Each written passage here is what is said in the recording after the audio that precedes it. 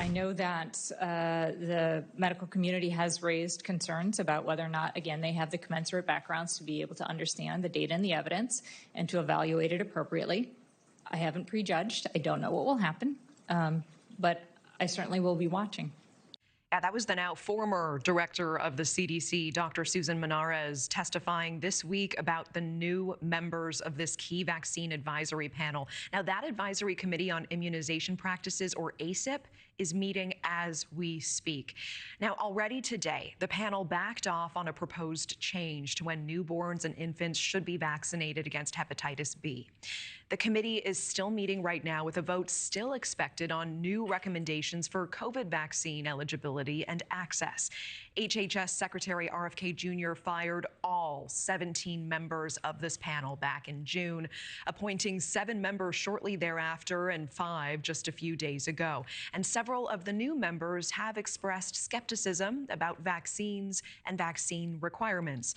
NewsNation's Joe Khalil is tracking the panel's meeting today. And Joe, these are just recommendations technically, but they carry a lot of weight.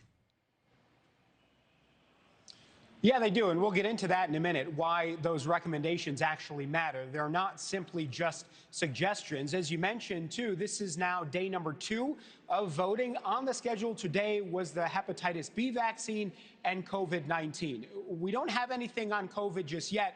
They did make a decision on hepatitis B vaccine, but that decision was simply just to kick the can down the road and vote on it later. So while we have a vote, not necessarily anything definitive. Yesterday, the panel did, however, make a decision on the new recommended guidelines, voting 8-3 on the MMRV vaccine, the measles, mumps, rubella, and chickenpox vaccine. Now, typically, parents can bring their kids in under 4 years old and get just 1 shot for all of those. The panel now changed its recommendation, so those are going to be now split up. That is going to be what the CDC suggests, is that they split them up.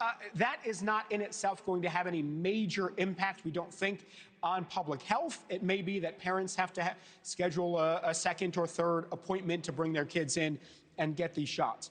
On hepatitis B, however, if that changes in terms of the CDC's guidance on that, that could actually have some serious repercussions. And the reason being is the vast majority of the medical community thinks that giving infants that Hep B shot is a good thing. It doesn't carry significant risk, and what it does is prevent the chance of children getting hepatitis B in the future as adults, or have liver damage or sometimes even cancers develop from that. RFK Jr. is in a different camp, as are several of the people that he has now appointed, who think that they should only be giving hepatitis B vaccines to infants if the mother of that child has hepatitis B.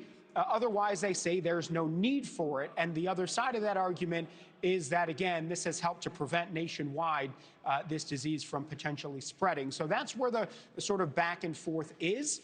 We heard today from several Democrats who serve on the House subcommittee on health. Actually, they have serious concerns. This is what we were hearing from them today. What RFK Jr. is doing is he's confusing folks and so forth. They've always looked to the CDC for guidance and the Vaccine Advisory Board. Again, who he's put on there is going to be really dangerous and people are going to die. And as you see, if you don't think like him, he gets rid of you. So it's very scary for the health of America. Of course, RFK Jr. does have several people here on the Hill who are allies, who share his viewpoint, one of them being Senator Roger Marshall, and this is what we heard from him on this topic recently here. And all of a sudden, the moms and the grandmas never trust you because you're trying to force a vaccine that's not necessary at day 1. If you're going into nursing school, medical school, absolutely, you should consider that hepatitis vaccine.